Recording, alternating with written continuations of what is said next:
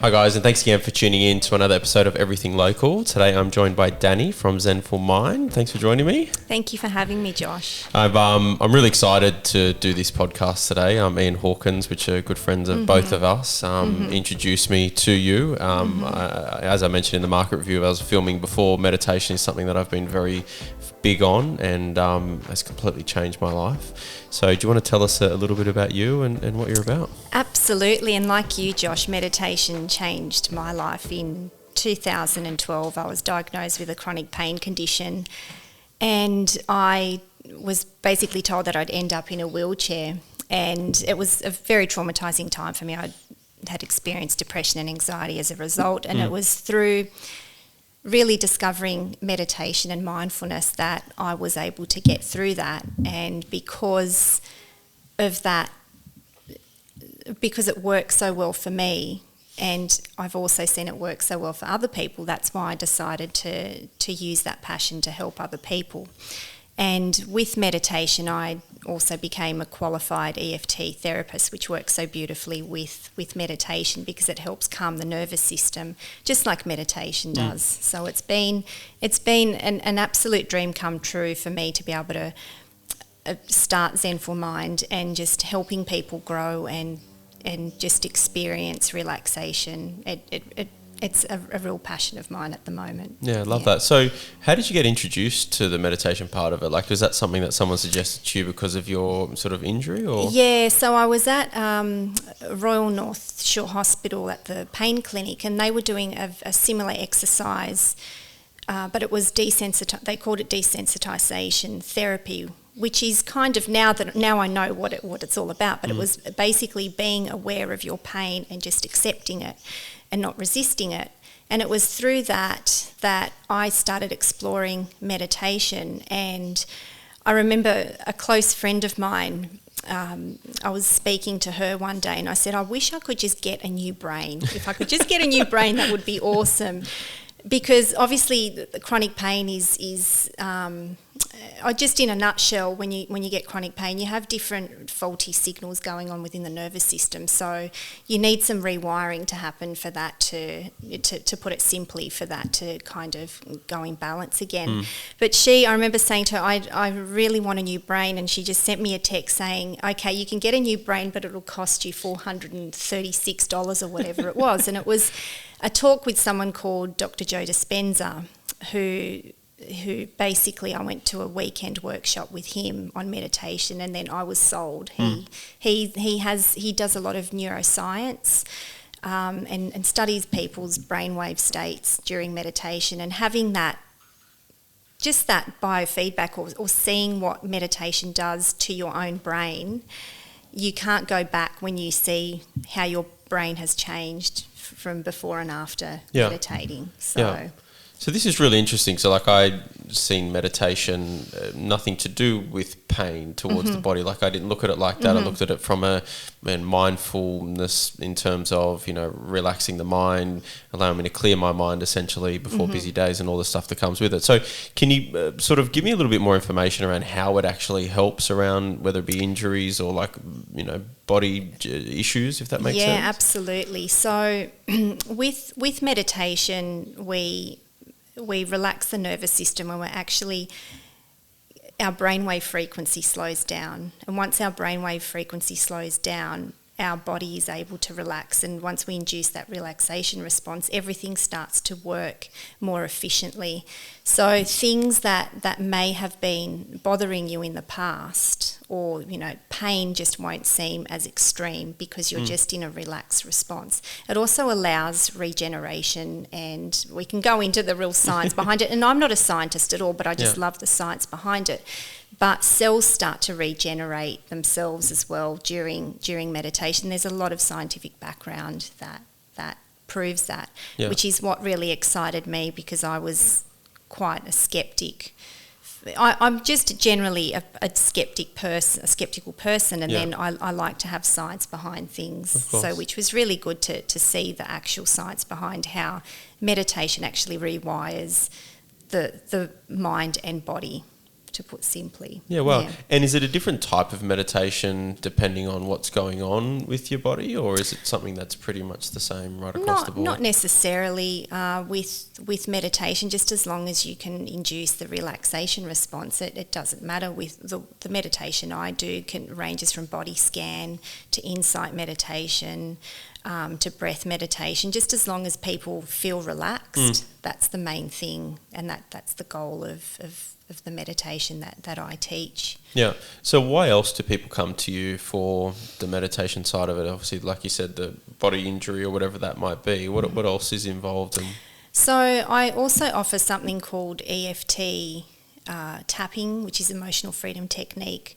And basically all that is tapping on acupressure points around your body. So you've got acupressure points, just like in acupuncture where they put needles in. With tapping, you're just essentially tapping on those points, and what that does is it sends a calming signal to the amygdala, which is the part of the brain responsible for fight, flight and freeze. And by sending that signal to the amygdala, your body just knows that it's safe and calm, and you can talk about traumatising issues that perhaps in the past would have induced a real massive stress response. So for people who have post-traumatic stress disorder, they may have situations in their life that they just think about, and it causes all sorts of chemical reactions within their body because they're so stressed. With tapping, you can just calm yourself down.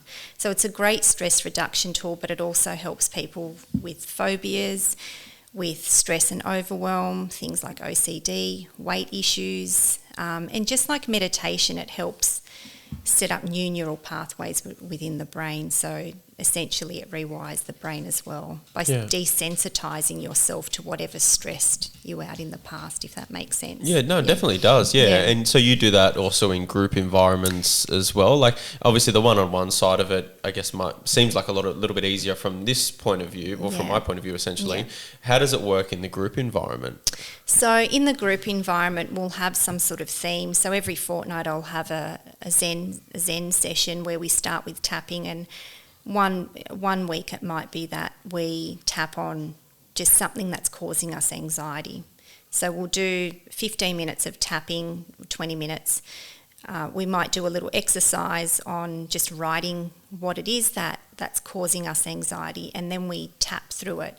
And the beautiful thing about tapping is that you can see it working because you'll rate the intensity of the anxiety. So it might be closer to 10. By the end of the tapping, we usually get closer to 2 or 0 in the intensity.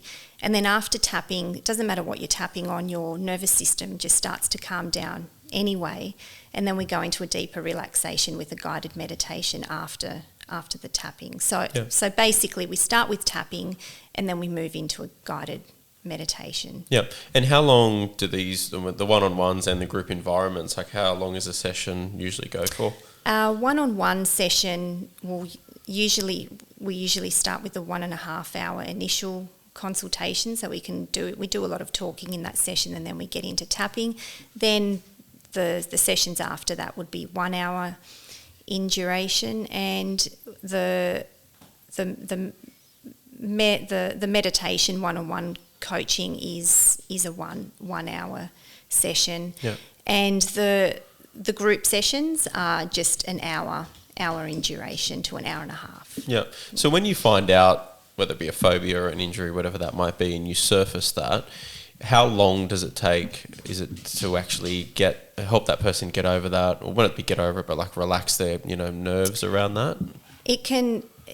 Usually, clients will feel an immediate release, relaxation response with tapping, and the issue that they're working on can dissolve in between. Some people it'll take one session, but usually it takes 1 to 6 sessions, depending on how severe or how long they've had that trauma for, or whatever the issue is. Yeah, and you would send them home with, I guess, exercises and tasks as well that they would handle in their own space? Absolutely. So I always do a little recording that I send to the client that that is based on what we're working on. So they've got a little bit of homework where every night they need to do like a 5-minute tapping meditation, which is a nice way to end the day, I feel. Yeah.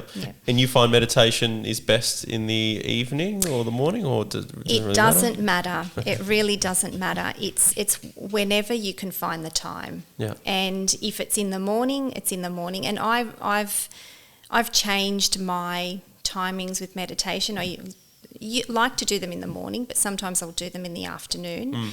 And I find my experience can be different in the morning and the afternoon. Generally, when we get up in the morning, our brainwave states are already in that relaxed state, so it's easier to maintain the relaxation.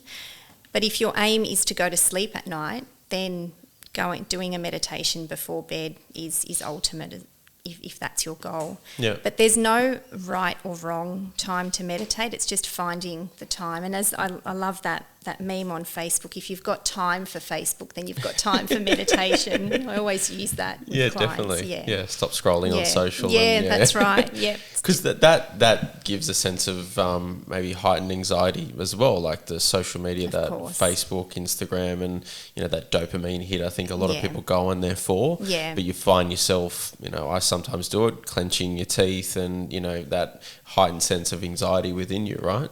Absolutely. And I have to say I've noticed it within myself. Prior to starting my business, I wasn't on social media, but having a business, I've had to use it, and I've had the experience that other people have been talking about of just having that spike in anxiety looking at social media. So luckily I've got some tapping and meditation to use to help with that, but it absolutely can create anxiety in people. I bet. So someone that's listening now doesn't meditate, would love to try meditation, where do they start? Well, there's so much out there online that you can look up. There are websites that can direct you to different apps to use. I find that it's always really good to have a meditation teacher, and I've still got my mentor that I do yearly workshops with, and I just find that they help me extend my meditation practice. And if you have any questions that you're struggling with in meditation, it's really important to have someone to go to, because meditation isn't necessarily an easy thing to take on, and a lot of people will try it, and everyone will say, I can't meditate because my mind is so busy. Our minds are designed to be busy, and everyone's got that problem. It's just about, really with meditation, it's about quietening those thoughts and just observing them. They're there, but just not letting them take over and consume you. So there's a lot out there on the internet, but finding a meditation teacher who can guide you through and do guided meditations. I've always found personally just attending sessions myself with other people, it's just a nice way to be in an environment with other people where other people are meditating, and you can bounce off any problems you might be experiencing with meditation with other people, and they might be going, oh yeah, I experienced that too, and that can be reassuring as well. And then you meet people in those environments, and then you build absolutely. relationships and people on similar wavelengths to you, or similar life journey to you essentially, and then you can actually talk to them about stuff. Absolutely. And I've said to people as well that I do meditation, like, well, I can't stop thinking.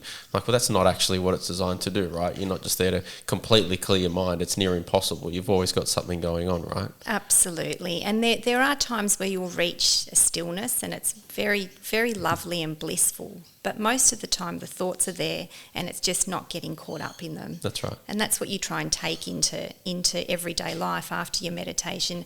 It just allows you not to react to things the way you may have in the past. It calms you down. The more you do it, the more you will find changes within yourself. Yeah, if you notice that, Josh. Oh, huge. Yeah. Like, I'm agreeing with, like, in my head, I'm like, yeah, that's exactly what's happening. Absolutely. You're very accepting of things, and like, it is what it is. Someone cuts you off, and it's like, it's cool. Yeah. So if you're in a rush, just go. Yeah. And like, that's been the biggest change. And I think with, opening up the business and having the little one, another one on the way, and like all the other things that come with it, people are like to me, like, you've just got so much going on. I'm like, yes, I do, but I don't know. I just feel like it's just, I mean, a rhythm and a momentum, and terrible things happen, and you know, hard things happen at work, and things don't go the way you want them to, but big deal. Like, it is what it is, right? That's right. Absolutely. Yeah. So look, well, I appreciate you being on the podcast. Like I said, I really am excited to hear all about this, and I've got different things running through my mind around these group sessions, around getting the staff in here and what that could actually look like. So we'll talk about that off the mics here. Is there anything else that you wanted to share with the audience? I'm trying to get into schools, EFT and meditation. So that's my next project, just working on that, because my background is being a primary school teacher and just seeing the increase in anxiety in teachers and students. And I love that point, the teacher part as well. Like, I can see where you're going with the kids angle, because you know, and getting them started early on meditation or whatever it might be. I guess them accepting things for what they are, but the teacher part as well. Like, especially through COVID, there's been, you would have noticed, a heightened sense of anxiety and stress along teachers, right? Yeah, absolutely. And it's just it's a profession that has always been a stressful profession, but it's just become, there's just a heightened level of anxiety within schools, and in schools you want the teachers to be calm and relaxed, because that's just going to bounce off onto the kids as well. So I think it's critical that we address that within the teaching profession. Yeah. So is there anything that anyone could do to help you on that journey to get more into the schools or with the kids? Or? Well, I'm currently working on a few workshops to get into schools, so I'll be just finalising those and then putting them on my website, and then I'll be going from there and emailing schools. So we'll see how we go from there. Yeah. Well, keep us posted on that. I mean, just being in this environment is, you know, you can feel the energy is very, very calming in here. So, yeah, if anyone's out there listening that hasn't done this sort of thing before, highly recommended. We appreciate you being on the show. Thank you for sharing all of your insights. We're looking forward to seeing where you can actually take the business. I love the fact that getting into the schools, that's something that I think is going to be very important moving forward, especially with all the extra stresses around COVID and everything that's coming with it. So thank you for joining. If people want to find you, they can find you on Facebook. You're on... Yeah, and I've got my website has more information on what EFT is, and some more information about meditation and the services I offer. Beautiful. We'll reach out to Dani on those channels. Thanks, guys. Thank you very much. Cheers. Thank you for listening to the Everything Local podcast with Josh Saliba. We really want to push the community and showcase the local businesses by providing them a platform to tell their story. Support these businesses by following the podcast on Spotify, Apple Podcasts, or wherever you listen to your podcasts. If you are a business or know of a business in the local area and would like to feature them on an episode, please contact Josh Saliba with the contacts provided in the show notes. Tune in next week for another episode of the Everything Local podcast.